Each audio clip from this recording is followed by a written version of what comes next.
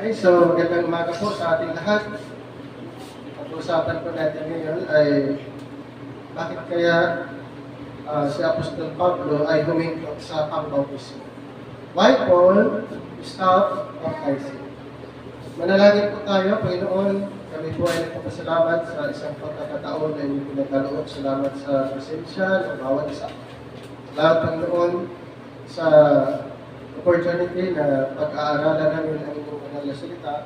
At hiling ko lang, Panginoon, na inyo pong ipaintindi sa amin sa pamagitan ng inyong banal na espiritu ang pag-aaral namin ngayon. Maraming salamat sa inyo po namin. Nagkakatiwala ang lahat sa pamagitan ng aming Panginoon Jesus. Amen. So, ito po ay isang malaking issue sa panahon natin ngayon tungkol sa bautismo. Ito po ay tinatanong ng karamihang mga organisasyon kung ikaw ba'y nabautismuhan. Sa Biblia po, may mga kautusan tungkol sa pangbautismo, pero ang mga inutusan para mag-perform ng bautismo sa tubig ay ang mga apostoles. Ang mga apostoles. Ito po sa Mateo chapter 28 verse 19. Go ye therefore and teach all nations, baptizing them in the name of the Father and of the Son and of the Holy Ghost. So mayroon bang utos sa Bible na kailangan i-perform ang bautismo? Meron po. At sino ang inutusan ng Panginoon para mambautismo? Ang mga apostol. Mayroon bang mababasa sa Bible na ang mga pastor ay magbautismo sa tubig? Wala. Kaya, si Apostol Pablo na apostol nating mga Hintel ay in-stop niya yung pangbautismo sa tubig dahil hindi siya inutusan na mangbautismo. Sa 1 Corinthians chapter 1 verse 17, ito yung sabi ni Apostol Pablo, "For Christ sent me not to baptize, but to preach the gospel, not with wisdom of words, lest the cross of Christ should be made of none effect." Ibig sabihin po, kung ang bautismo sa tubig, kung ito ay ipagpatuloy na gagawin, mawawala kung bisa ang ginawa ni Kristo sa cross. Mawawalang bisa, mawawalang saysay ang ginawa ng ating Panginoon sa cross. Ano ba ang purpose ng bautismo sa tubig? Ang purpose ng bautismo sa tubig sa panahon noon, dito po sa Mark 1:4.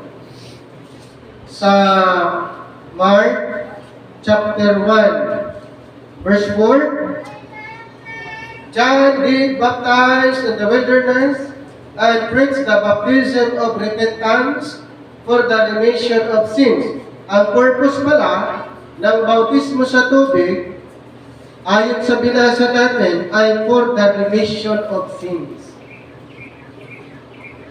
For the remission of sins.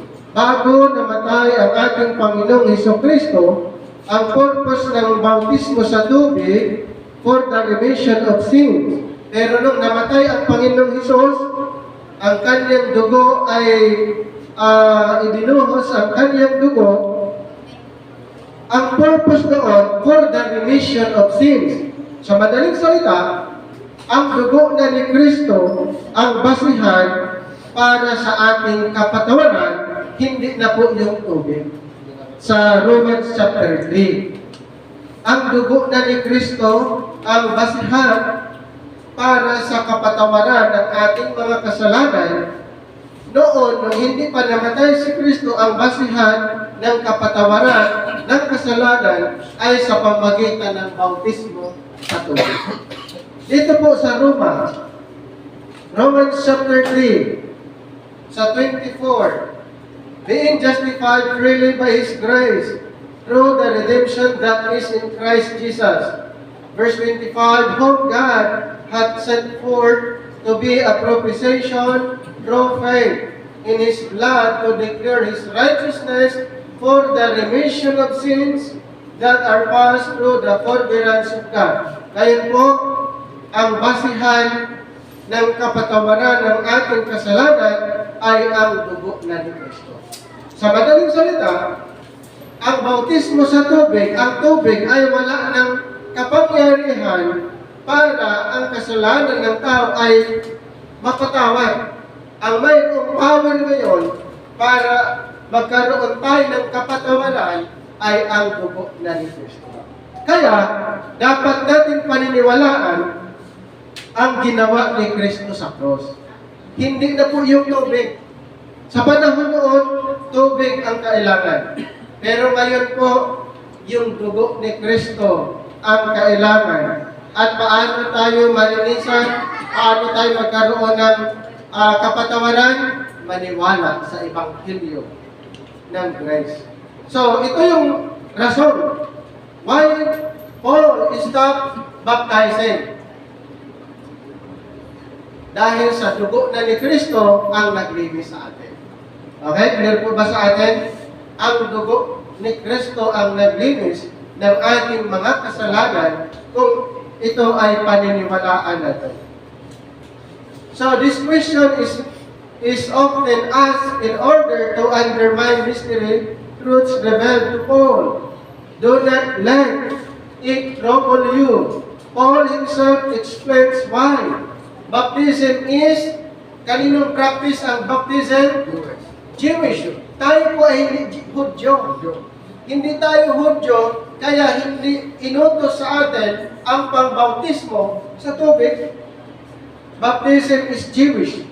And Paul was a Hebrew of the Hebrews. Dito po sa Philippians chapter 3 verse 5. Verse 5. Patungkol kay Apostol Pablo, kung siya ba noon, nung hindi pa siya tinawag na apostol, siya ba ay nag-undergo ng mga rabbinical practices? Circumcise the 8th day of the stock of Israel, of the tribe of Benjamin, and Hebrew of the Hebrews, as touching the law, the Pharisee. So si Apostol Pablo, nung hindi pa siya converted, ay nag-undergo siya ng mga rituals na tulad ng bautismo sa tubig dahil siya ay isang Hudyo. Dahil siya ay isang Hudyo, pero nung kanyang pangalan ay pinalitan ng Pablo, hindi siya inutusan ng mga bautismo. So baptisms were part of the law as a purification for sin. Ito po ang bautismo daw, ito ay bahagi sa kautusan for purification for sins, and Paul knew the perfect manner of the law according to Acts 22 verse 3. So, kailangan po na maunawaan natin itong salitang bautismo, kung bakit ang bautismo sa tubig ay nag-stop. Unang rason, hindi tayo mga Hudyo. Tayo ay mga Hintel. Ang practice ng bautismo sa tubig, ito ay practice ng mga Hudyo ilalim sa kautusan ni Moses. Acts 22 verse 3. I am verily a man which am a Jew, born in Tarsus, a city in Cilicia, yet brought up in this city at the feet of Gamaliel, and taught according to the perfect manner of the law of the fathers, and was zealous toward God, as ye all are this day. So, ulitin ko po, ang bautismo sa tubig, ito ay practice under the law of Moses. Tayo ba ay ilalim sa law of Moses? Hindi.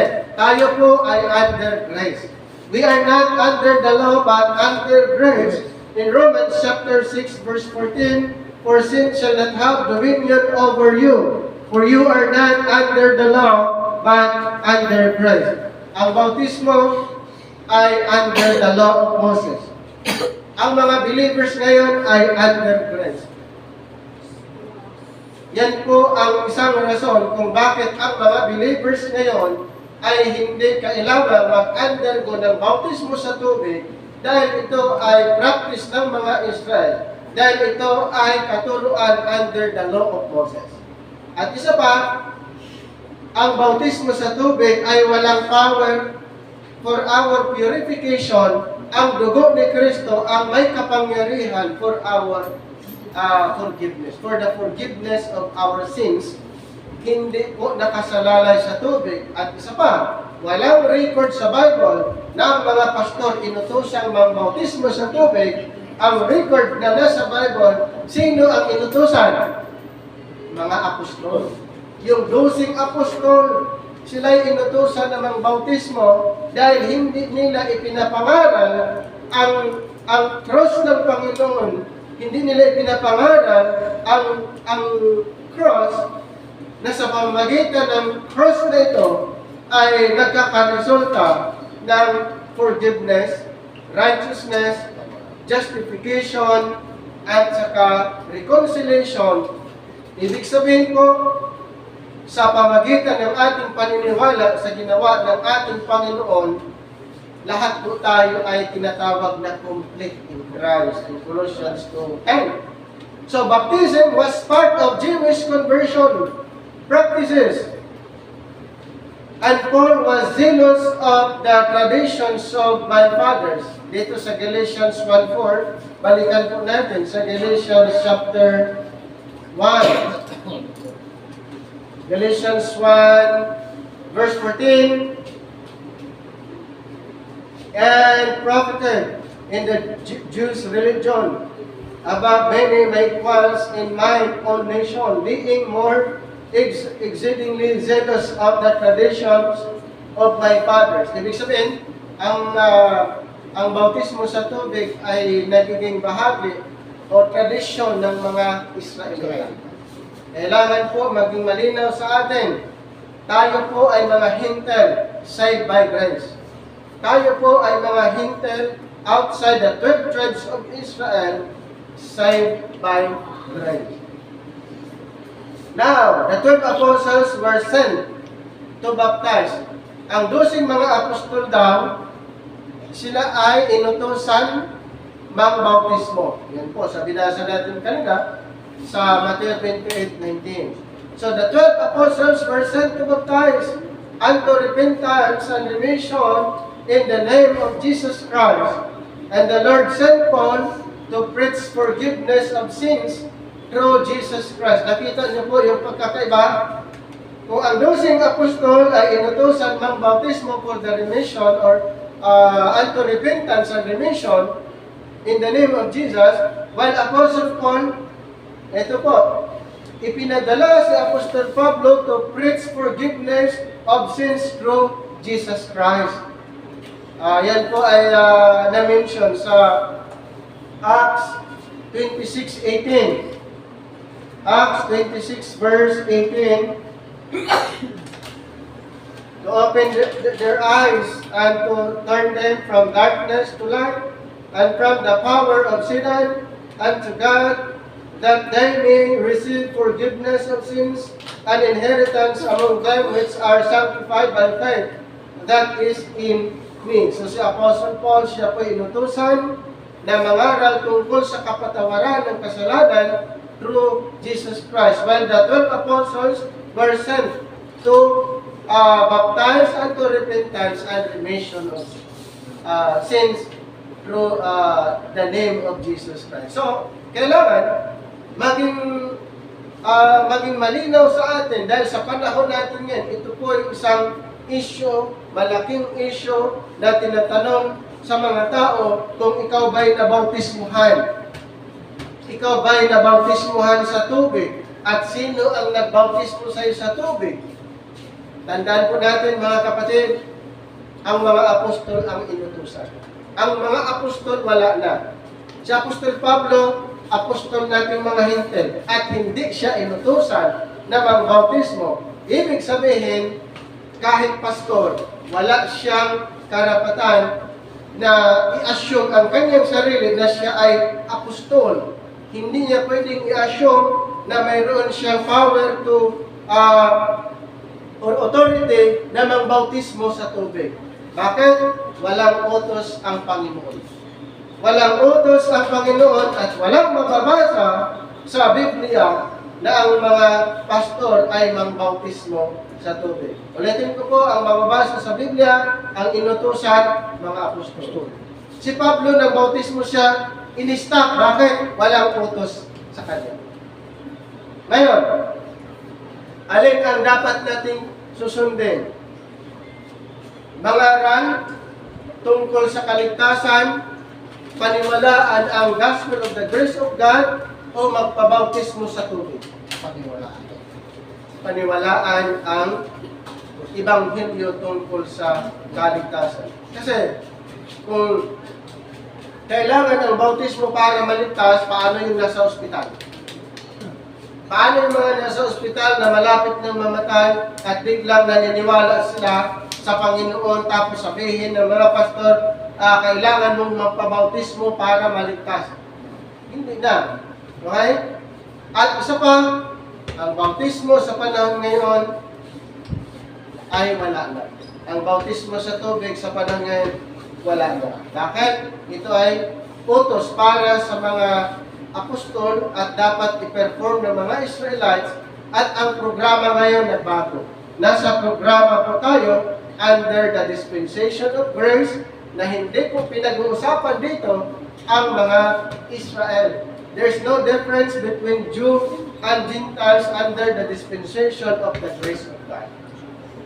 Paul was sent to minister to Jews also, and when he became as a Jew, that I might gain the Jews, to them that are under the law as under the law, that I might gain them that are under the law, in 1 Corinthians 9:20.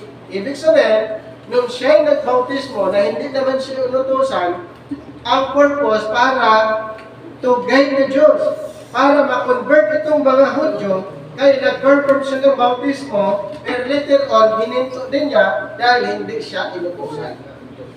Yan. So, most of the recorded baptisms in Paul's ministry were among Jews and proselytes in Acts 16:14 to 15.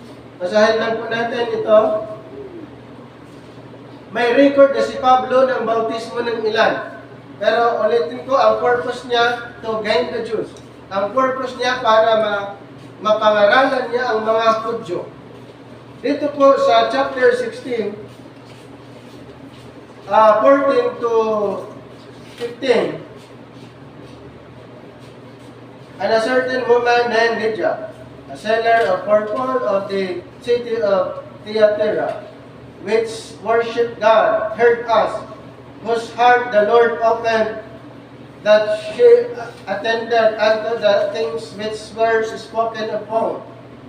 And when she was baptized, and her household, she besought us, saying, if ye have judged me to be faithful to the Lord, come unto my house, and abide there, and she constrained us.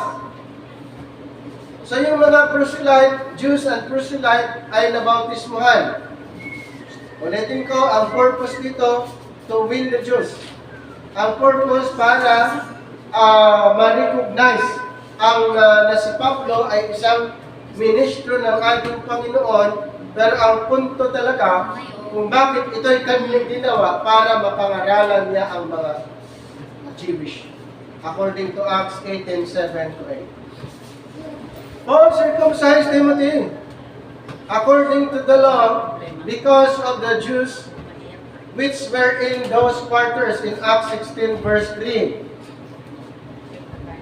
Him would Paul have to go forth with him and talk and circumcise him because of the Jews which were in those quarters, for they knew all that his father was a Greek. So bakit kailangan ito'y ginagawa? Para mapangaralan din ni Apostol Pablo ang mga Israelites. Ibig sabihin, kung ano yung ginagawa ng mga Israelites, ay ginagawa din ni Apostol Pablo, pero ang purpose niya para ipapangaral niya kung ano yung natanggap niyang mensahe. He took a vow in Jerusalem for the same reason in Acts 21. 21 to 24. Dito po sa Acts 21, start from 21 hanggang 24. And they are informed of thee that thou teachest all the Jews which are among the Gentiles to forsake Moses, saying that they ought not to circumcise their children, neither to walk after the customs. What is it thereof, or therefore the multitude must needs come together, for they will hear that thou art come. Though therefore didst thou say to thee, we have torment, which have about them. Then take and purify thyself with them, and be at charge with them, that they may shave their heads, and all may know that those things whereof they were informed concerning thee are nothing, but that thou myself also walkest orderly and keepest the law. So, ulitin ko po, sa panahon ito, ang bautismo ay pinapractice. Ang mga apostol, inutusan silang mangbautismo at kanilang bautismuhan sa tubig ang mga Israel dahil ito po ay under the law teaching. Ang tanong, bakit si Pablo ay nang bautismo na hindi naman siya inutusan? Ang purpose lang po niya para ipangaral ang grace. Ang purpose niya para ipangaral niya ang ebanghelyo na natanggap niya, kaya nag-practice siya ng bautismo sa tubig, pero hininto lang din niya dahil bakit? Hindi siya inutosan mang bautismo. So ngayon, ang tanong, gagawin ba natin yung mga bagay na hindi inuutos sa atin? Hindi. So kung ang mga bagay na nabasa natin sa Bible, pinapractice natin, nalaman natin na hindi pala tayo inutusan, mas madali pong ihinto. Pero wag pong ihinto ang pangangaral sa salita ng Panginoon. Why Paul stopped baptizing? There are many reasons why Paul would baptize, but the more important question concerning the place of baptism for today would be why would Paul stop baptizing? Or why did he not baptize all? 1 Corinthians 1:17, Paul says, I thank God I baptized none of you, save a few, and for Christ sent me not to baptize, but to preach the gospel. Katulad lang din ang apostol natin na si Apostol Pablo, na hindi siya inutusang mangbautismo, kundi ipapangaral ang ebanghelyo. So ang part natin, hindi mangbautismo, ang part natin ay ipangaral ang ebanghelyo. Para marami pong maligtas, para marami pong maniniwala sa ginawa ng ating Panginoong Jesucristo at hindi sa pamamagitan ng bautismo sa tubig. Noon, pwede yun, during the time of the 12 apostles, ang bautismo sa tubig ay effective, powerful.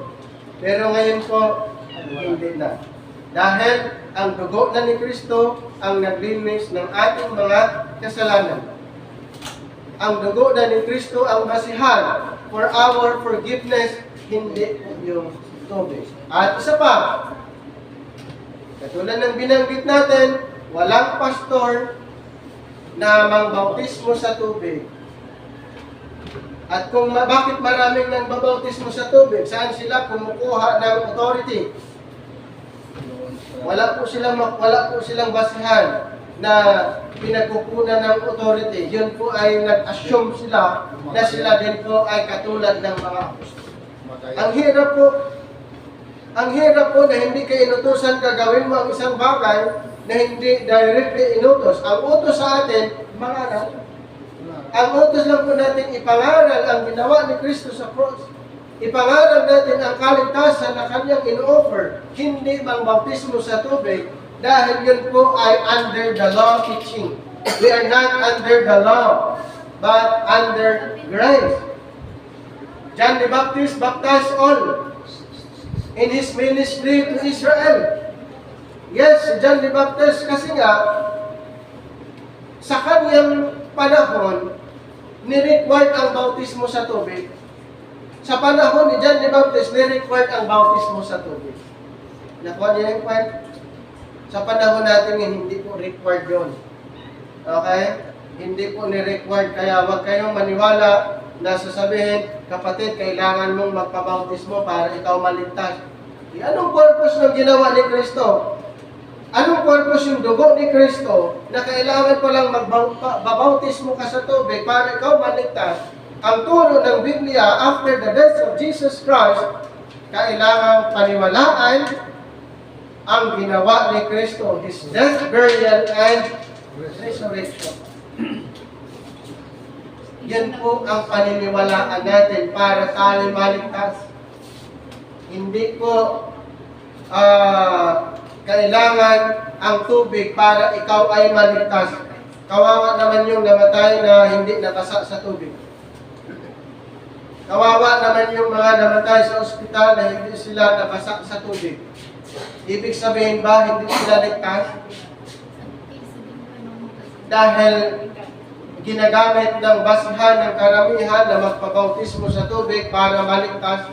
Mayroong record sa Bible na kailangan magpabautismo para maligtas. Pero sa panahon ng mga apostol, sa panahon ni Moses, bakit? Yan po ay utos para sa kanila. John the Baptist baptized all in his ministry to Israel. The Lord commanded his 12 apostles to teach the law and baptize all nations. Matthew 28:19-20. Ulitin ko po si John the Baptist inutusan, bautismuhan ang Israel. Lahat ng Israel bautismuhan. Ang 12 apostol inutusan din. Lahat ng Israel bautismuhan. Yung mga 12 apostol. And Peter's message was repent and be baptized in the name of Jesus Christ. Si Pedro din inutusan na mangbautismo. Si Pablo po ang hindi. Sino ba si Pablo? Siyang apostol natin. Sa mga hindi nakakaalam, si Pablo po ang apostol natin. Since na siya ang apostol natin, dapat bang paniwalaan, sundin ang kanyang sinasabi? Yes, dahil siya po ang apostol ng mga hintal. Siya po ay pinili ng Panginoon para maging apostol natin. Kaya nga sabi niya, follow me as I follow Christ. In 1 Corinthians 11:1. Siyang apostol natin na dapat nating sundin. Kung ipinapangaral niya ang gospel of Christ, ipapangaral natin. Kung sinasabi niya na ang kapatawaran ng ating kasalanan sa pamamagitan ng dugo, paniwalaan natin. Sa pamamagitan ng dugo ng ating Panginoong Jesucristo. So hindi po mahirap. Ang part natin is paniwalaan dahil ginawa na niya lahat yung dapat nating gagawin. Mayroon pa ba tayong gagawin para maligtas? Wala na. Kasi bakit? Ginawa na ng Panginoon ang kaligtasan. Ang part natin, maniwala. Ang part lang po natin mga kapatid, paniwalaan yung kanyang ginawa sa cross at sambahin siya. Every Sunday, nandito tayo, patunay na tayo naniniwala sa ating Panginoong Jesucristo na siyang nagbago sa ating buhay. Diba? Ang Panginoon lang ay may kapangyarihan para baguhin ang buhay ng isang tao. Siya lang po. At part natin, maniwala sa Kanya. Pangatlo, Paul says, Christ sent me not to baptize. Sabi ni Apostol Pablo, hindi ako inutusan mangbautismo. Hindi ako inutusan mangbautismo, sabi niya. So when Paul says, Christ sent me not to baptize, he is confessing that he was not following Matthew 28 or Mark 16 in his ministry, nor was he baptizing under the same command given to Peter. Paul was sent to dispense the gospel of the grace of God. Ano po yung utos ng Panginoon sa kanya? To dispense the gospel of the grace of God. ipapangaral ang gospel of the grace of God, hindi magbautismo sa tubig. Paul was sent to dispense the gospel of the grace of God to Jew and Gentile alike. Anong sabi sa 1 Corinthians 12:13? 12:13, for by one Spirit are we all baptized into one body, whether we be Jews or Gentiles, whether we be bond or free, and have been all made to drink into one Spirit. So dito po malinaw, Jews and Gentiles. Ipapangaral ang gospel of grace. Ang baptism na natanggap natin ay baptism of the Spirit, hindi po bautismo sa tubig. We are all baptized into one body through one Spirit. So ang baptism ng mga believers na yan, hindi sa pamagitan ng tubig, kundi sa pamagitan ng Espiritu. Are we all baptized into Christ? Although He baptized some, He did not baptize all, because He was sent to preach the glory of the cross. So the command was to preach the glory of the cross, at hindi kasama yung bautismo sa tubig. And the Lord told him baptism would make the cross of none effect. Ibig sabihin po mga kapatid, magiging walang saysay pala ang mensahe ng cross kung mangbautismo ka sa tubig. Mawawalang bisa po ang mensahe ng cross kung ang tao ay nagbautismo sa tubig. Ang tanong, maraming nagtuturo ng bautismo sa tubig kailangan. Ano po ang mensahe ng Panginoon ang nawala ng saysay? Yung message ng cross. Yung mensahe sa cross nawawalang kabuluhan. Bakit po? Ito'y mawawalang kabuluhan, mawawalang saysay lamang po kung ikaw ay magbautismo sa tubig. Malinaw. Malinaw. Sabi ng Panginoon, baptism, water baptism would make the cross of none effect. 1 Corinthians 1:17, for Christ sent me not to baptize, but to preach the gospel, not with wisdom of words, lest the cross of Christ should be made of none effect. So ano dapat ang gagawin natin? Paniwalaan ang message of the cross? Or i-ignore ang message of the cross at sundin yung bautismo sa tubig? I-ignore. Di ba? So ang mangyari po, kailangan kung ano yung mensahe para sa atin, yun yung susundan natin. Hindi natin i-ignore ang mensahe ng cross. Kasi pag ma-ignore ang mensahe ng cross, mawawalang saysay ang mensahe ng cross dahil sa pagsunod ng bautismo sa tubig, useless na yung ginagawa natin. Kasi nga, tayo po ay product doon sa ginawa ng ating Panginoong Jesucristo nung tayo'y naniniwala sa Kanyang ginawa. Hindi tayo product sa bautismo sa tubig. Hindi tayo produkto doon. Bautismo sa tubig, ulitin ko, para sa Israel. Sa panahon pa lang ni Moses, itinuturo na ang bautismo sa tubig para sa mga Israelites. Pero ang mga hintel, tayong mga hintel, saved by grace. Okay? We are saved by the grace of God, hindi po sa tubig. Kaya ulitin ko, kailangan bold nating sabihin, mayroon tayong lakas loob na sabihin na ang kaligtasan hindi nakasalalay sa bautismo sa tubig. Ang kaligtasan ay sa pamamagitan ng paniniwala sa ginawa ng ating Panginoon Jesucristo. Paul did not keep the law for justification, nor did he baptize to obey the Lord. He used his liberty to help minister the gospel of grace to both Jew and Gentile. So hindi po si Pablo nag-observe ng law of Moses for justification or baptism. Paul was not sent to circumcise. Hindi siya ipinadala para doon sa mga sa circumcision. But he circumcised Timothy in order to minister to Jews. Ang purpose niya kung bakit sinircumcise si Timothy, to minister to Jews. He does not circumcise Titus so that he could minister with a Gentile in Galatians 2:3. So, mayroong rason kung bakit ito'y ginawa niya, ang purpose to minister both Jews and Gentiles. And he would later write, circumcision avails nothing. In Galatians 5:2-6, sinabi din niya na walang walang kabuluhan yung mga yun regarding sa circumcision. Hindi yan ang issue, kundi ang issue ngayon is ang paniniwalaan ang gospel of grace.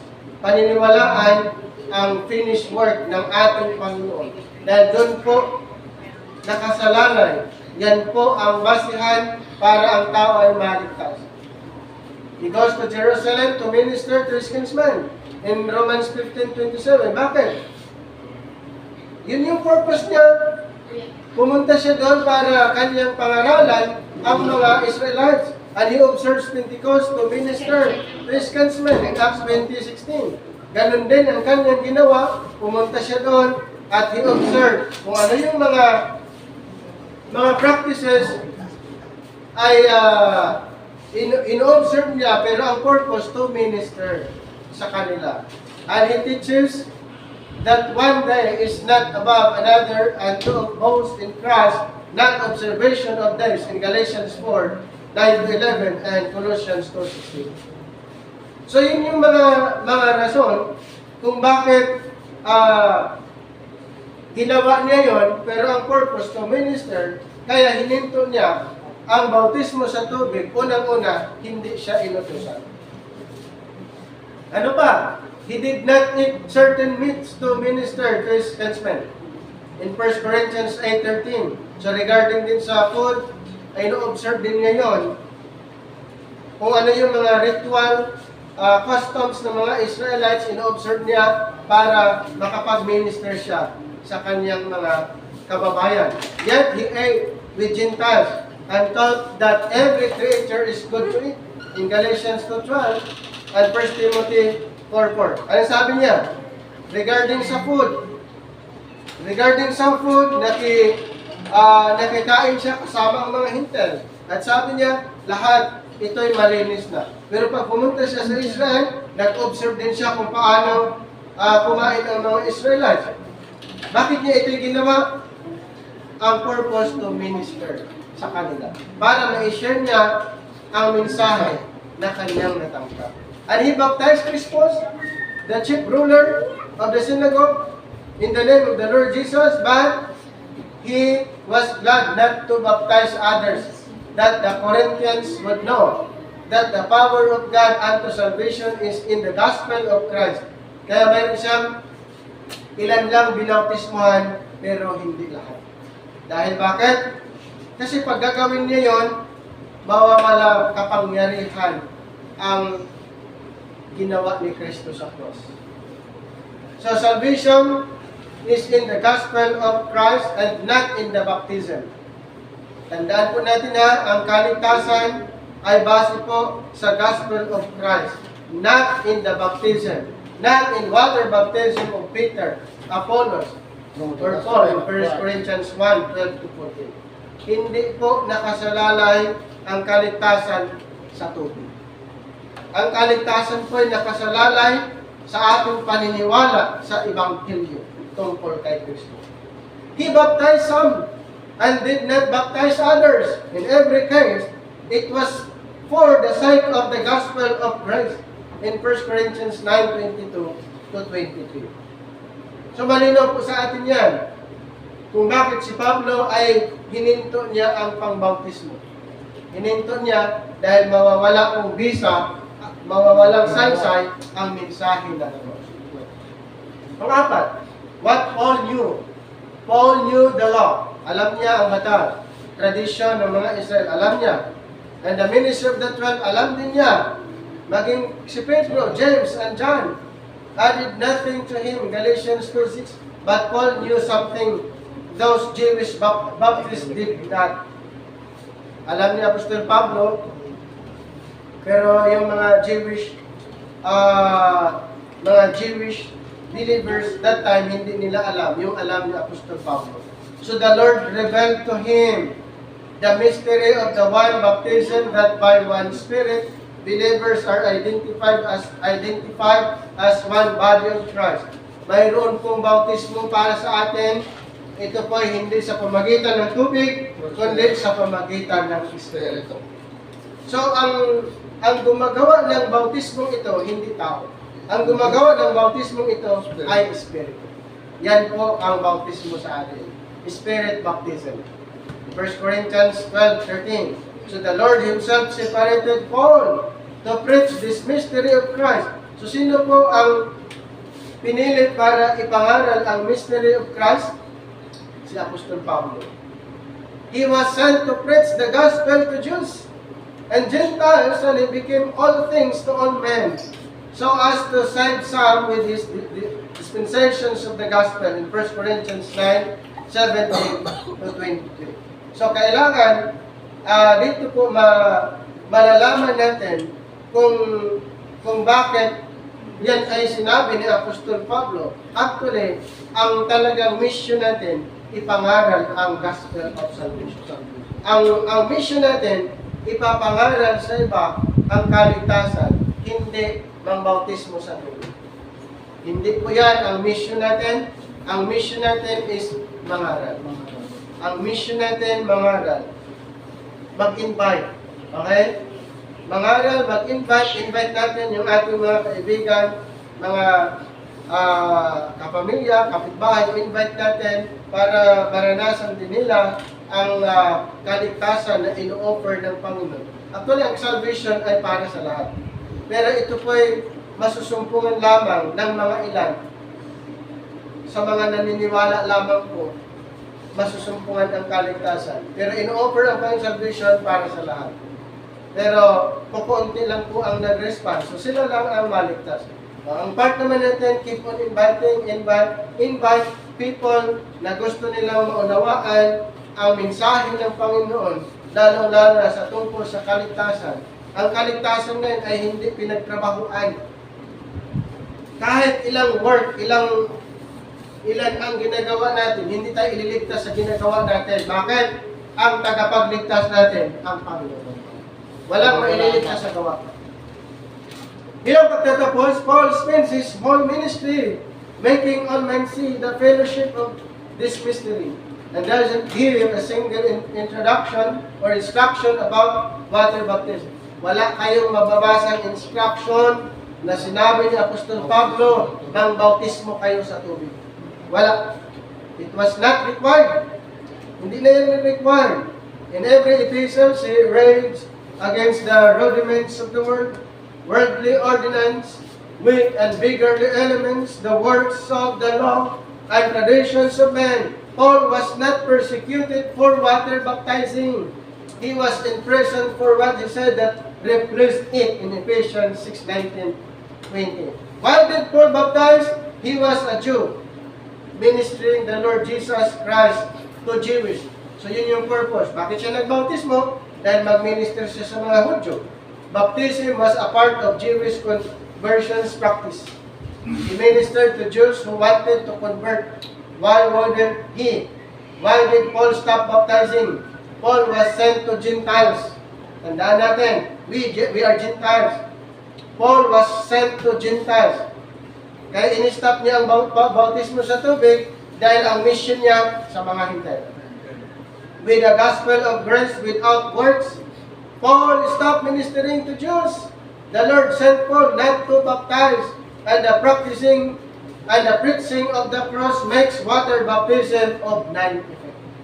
Nakita niyo po na kung bakit napakahalaga ang maniwala sa message of the cross, dahil kung ito ay hahaluan, maging bautismo sa tubig, mawawalang bisa na po ang mensahe ng Cross. Kaya tandaan po natin mga kapatid, kung gusto natin na hindi tayo mahihirapan, susundan natin, paniwalaan natin ang mensahe. Ang kaligtasan ngayon ay ginawa ng Panginoon para sa atin. Ang part natin, maniwala po sa Kanyang ginawa. maniwala po tayo sa ginawa ng ating Panginoon. Kaya yan po ang mga rason kung bakit si Apostol Pablo ay huminto siya sa pangbautismo sa tubig. Dahil ang rason doon, mawawalang bisa, mawawalang saysay ang mensahe tungkol sa cross. Tayo po'y manalangin. Maraming salamat, dakilang Diyos, sa pagkakataon na inyong pinagkaloob sa amin. Salamat sa mensahe. Nawa ang mga bagay na ito ay maitatak sa aming puso at isipan. Maraming salamat po sa ilang pinagkakatiwalang lahat sa pamagitan ng aming Panginoon Hesus. Amen.